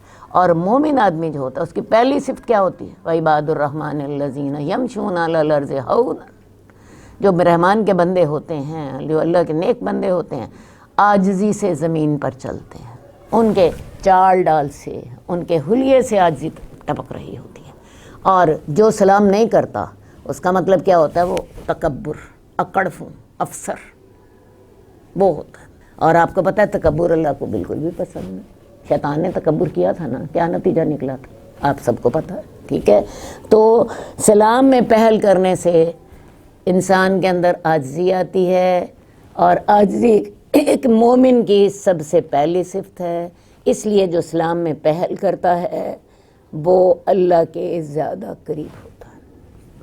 اللہ کے قریب ہونے کا بڑا ہی آسان طریقہ، دوسرے کے سلام کرنے سے آپ پہلے کر لیجیے۔ ہمارے ہاں آپ نے دیکھا ہوگا کبھی افسر اپنے ماتحت کو سلام نہیں کرتا، کبھی افسر اپنے ماتحت کو سلام نہیں کرتا، وہ انتظار کر رہا ہوتا ہے کہ نہیں جی ماتحت ہی سلام کرے گا، وہ اتنی بڑی اس کی مہربانی ہوتی ہے کہ وہ سلام کرتا ہے تو یہ جواب دے دیتا ہے، کبھی اشارے سے جواب دے دیتا ہے، کبھی اتنی بھی زحمت گوارا نہیں کرتا، اپنا حق سمجھ کے بس سن کے تو چلا جاتا ہے۔ تو بات یہ ہے کہ وہ افسر ہوتے ہیں جو پروٹوکول کے مارے ہوتے ہیں، جو تکبر جن کے اندر ہوتا ہے۔ اب سمجھ آئی ہے کہ سلام میں پہل کرنے سے انسان اللہ کے قریب کیسے ہوتا ہے۔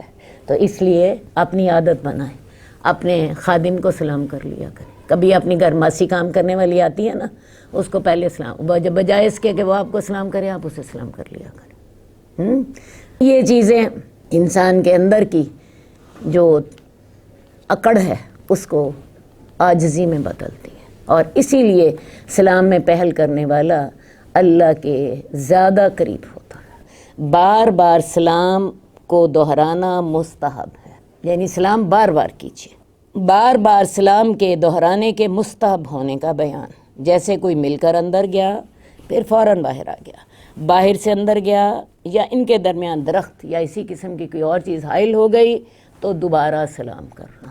حدیث نمبر 859، حضرت ابو ہریرہ رضی اللہ تعالیٰ عنہ حدیث مسیء الصلاۃ میں بیان فرماتے ہیں کہ وہ آیا اور نماز پڑھی، پھر رسول اللہ صلی اللہ علیہ وسلم کے پاس آیا اور آپ کو سلام کیا۔ میں سب سے پہلے آپ کو یہ بتا دوں کہ یہ حدیث مسیء الصلاۃ کیا ہے۔ اس حدیث کا ذکر صحیحین میں ہے، بخاری میں اور مسلم میں، ٹھیک ہے۔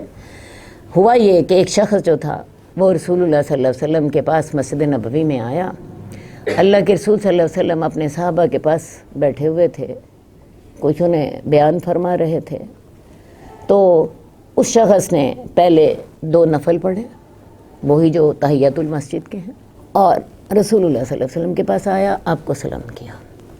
سلام کرنے کے بعد آپ کی محفل میں بیٹھنے لگا، آپ نے فرمایا تم نماز دوبارہ پڑھو کیونکہ تم نے نماز نہیں پڑھی، ارجع فصلی فإنک لم تصلی، تو لوٹ جا، تو نماز دوبارہ پڑھ کے آ، تو نے نماز نہیں پڑھی۔ وہ دوبارہ گیا اور دوبارہ جا کے 2 نفل پھر پڑھے، اور پھر آ کے رسول اللہ صلی اللہ علیہ وسلم کی محفل میں بیٹھنے لگے، تو آپ نے پھر کہا لوٹ جا دوبارہ نماز پڑھ، تو نے نماز پڑھی ہی نہیں۔ وہ پھر دوبارہ نماز پڑھ کر آئے، پھر آ کر بیٹھنے لگے، اللہ کے رسول نے پھر کہہ دیا ارجع فصلی فإنک لم تصلی، لوٹ جا نماز دوبارہ پڑھ کے آ، تو نے نماز تو پڑھی ہی نہیں۔ تیسری دفعہ نماز پڑھی، پھر یہی سننے کو ملا۔ 3 دفعہ جب نماز پڑھ لی اور آ کے بیٹھنے لگے رسول اللہ صلی اللہ علیہ وسلم کے پاس، تو رسول اللہ صلی اللہ علیہ وسلم نے پھر کہا کہ جاؤ جا کے نماز پڑھ کر آؤ۔ اب انہوں نے 4تھی دفعہ پڑھنی تھی، سمجھ آ گئی کہ میری نماز میں کوئی خرابی ہے جو بار بار رسول اللہ صلی اللہ علیہ وسلم مجھے نماز بار بار پڑھوا رہے ہیں۔ اس نے کہا یا رسول اللہ مجھے اس سے اچھی نماز پڑھنی نہیں آتی، آپ مجھے سکھا دیجیے۔ پھر رسول اللہ صلی اللہ علیہ وسلم نے انہیں سکھایا۔ اصل بات یہ ہے کہ وہ اپنے رکوع اور سجود صحیح پورے نہیں کر رہے تھے، تو رسول اللہ صلی اللہ علیہ وسلم نے کہا تھا کہ تم نے نماز پڑھی ہی نہیں۔ اور اس حدیث سے ہمیں یہ پتہ چلتا ہے کہ اگر انسان سکون سے نماز ادا نہ کرے، اپنے رکوع اور سجود پورے نہ کرے، تو نماز ہوتی ہی نہیں ہے، کیونکہ رسول اللہ صلی اللہ علیہ وسلم کے الفاظ یہ تھے ارجع فصلی فإنک لم تصلی، لوٹ جا نماز دوبارہ پڑھ کے آ، تو نے تو نماز پڑھی ہی نہیں ہے۔ آپ نے یہ نہیں کہا تھا تم نے بری نماز پڑھی ہے، تم نے غلط پڑھی ہے، تم نے ٹھیک نہیں پڑھی، آپ نے کہا تو نے پڑھی ہی نہیں۔ تو لہٰذا آپ نے جو پھر اسے جو سکھایا، تو اس سے واضح یہ ہوا کہ اس شخص کے رکوع و سجود پورے نہیں تھے، سکون سے نماز نہیں پڑھی تھی۔ تو یہ بڑی لمبی حدیث ہے جو میں نے آپ کو مختصر کر کے بتا دی ہے۔ تو اس حدیث کا حوالہ دیتے ہوئے حضرت ابو ہریرہ اس حدیث کو کے راوی ہیں، وہ بیان کرتے ہیں کہ وہ آیا اور نماز پڑھی، پھر نبی صلی اللہ علیہ وسلم کے پاس آیا اور آپ کو سلام کیا، پھر آپ نے اس کے سلام کا جواب دیا اور فرمایا لوٹ جا، پھر نماز پڑھ، کیونکہ تو نے نماز نہیں پڑھی۔ وہ واپس گیا، نماز پڑھی، پھر آیا اور نبی کو سلام کیا۔ آپ نے سلام کا جواب دے کر اسے پھر دوبارہ نماز پڑھنے کی تلقین فرمائی، حتیٰ کہ 3 دفعہ ایسا کیا۔ تو اس حدیث سے امام نووی جو اس کتاب کے مؤلف ہیں وہ یہ ہمیں بتانا چاہتے ہیں کہ وہ شخص مسجد نبوی میں ہی ہے، نماز پڑھ کے آیا ہے، آ کے آپ کی محفل میں بیٹھنا چاہتا ہے، سلام کر کے بیٹھے، دوبارہ آیا، دوبارہ نماز پڑھی، پھر سلام کیا، پھر محفل میں بیٹھنا چاہا، آپ نے کہا ارجع فصلی فإنک لم تصلی، دوبارہ نماز پڑھ کر آؤ۔ تو تینوں دفعہ اس نے رسول اللہ صلی اللہ علیہ وسلم کو سلام کیا اور سلام کر کے آپ کے محفل میں بیٹھنے لگا۔ تو آپ کو صحابہ کا کیا طریقہ پتہ چلا؟ حالانکہ ہیں مسجد نبوی میں، اسی مسجد میں ہیں، اسی مسجد میں 2 رکعت پڑھ کر آئے ہیں، آ کے چپ کر کے بیٹھ جاتے نہیں، تینوں دفعہ سلام کیا۔ تو کیا سمجھ آئی کہ ذرا بھی تھوڑا سا ایک شخص سے آپ دور ہو جاؤ، دوبارہ آؤ، سلام کرو۔ مثال کے طور پہ گھر میں آپ رہتے ہیں، میں آپ کو اس کی مثال دے دیتی ہوں۔ گھر میں آپ رہتے ہیں، آپ اپنے کمرے سے باہر نکلی ہیں، گھر میں آپ کو اپنے بچے نظر آ رہے ہیں، شوہر نظر آ رہے ہیں، کوئی بیٹا نظر آ رہا ہے، کوئی بہو نظر آ رہی ہے، السلام علیکم۔ پھر اندر آپ اپنے کمرے میں گئیں، پھر واپس آئیں، پھر السلام علیکم۔ بات سمجھ آئی؟ صحابہ کا طریقہ یہ تھا۔ یہ والا طریقہ تو یہ تو آپ نے دیکھ لیا کہ مسجد کے اندر ہی وہ بار بار آ کر سلام کر رہے ہیں، ہر دفعہ آپ کے پاس آ کے تو دوبارہ سلام کرتے ہیں، حالانکہ ہمارے خیال میں یا جو ہمارا معاشرہ کرتا ہے اس کے خیال میں تو جب وہ ایک دفعہ مسجد نبوی میں داخل ہوئے تھے، ایک دفعہ سلام کر لیا تھا، کافی تھا، جو ہم لوگوں کا طریقہ ہے، ٹھیک ہے۔ لیکن انہوں نے 3 دفعہ سلام کیا ہے، جب بھی آپ کی محفل میں آئے ہیں دوبارہ سلام کیا۔ اسی طرح صحابہ کا طریقہ یہ تھا کہ کسی ستون کے پیچھے چلے جاتے، واپس آتے، پھر السلام علیکم۔ تو اسی طرح گھر میں یہ طریقہ بنائیے۔ اپنی جو ادارے ہیں ہمارے، ان اداروں میں آپ چلی گئی ہیں جی، پانی پینے چلی گئی ہیں، واپس آئیں کلاس روم میں، السلام علیکم۔ آپ باتھ روم گئی ہیں، پھر السلام علیکم۔ تھوڑا سا کہیں آگے پیچھے ہوئی ہیں، پھر واپس آئی ہیں، پھر اپنی کلاس فیلوز کو السلام علیکم۔ تو بار بار سلام کیجیے، ٹھیک۔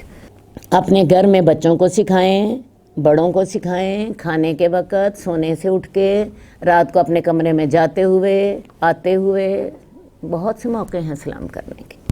اللہم صلی علی محمد وعلی آل محمد کما صلیت علی ابراہیم وعلی آل ابراہیم انک حمید مجید۔ اللہم بارک علی محمد وعلی آل محمد کما بارکت علی ابراہیم وعلی آل ابراہیم انک حمید مجید۔ مولاي صل وسلم دائما